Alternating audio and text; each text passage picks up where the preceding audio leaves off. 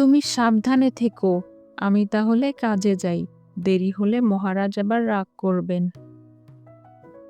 টোনা সকাল সকাল রাজবাড়িতে কাজের উদ্দেশ্যে রওনা দিল। কবুতর বাজার করে নিয়ে আসলো। দেখি কি কি বাজার করেছো আজকে, আর কত টাকার বাজার করেছো সব হিসাব দাও আমাকে। কবুতর টোনাকে সব হিসাব বুঝিয়ে দিল। ঠিক আছে, যাও, বাজারগুলো রান্নাঘরে রেখে এসো। কিছুদিন পর রাজবাড়ির বাবুর্চি বুলবুল ভীষণ জ্বরে পড়ে মারা গেল। এদিকে রাজবাড়ির রান্নাবান্না সব বন্ধ হয়ে গেল।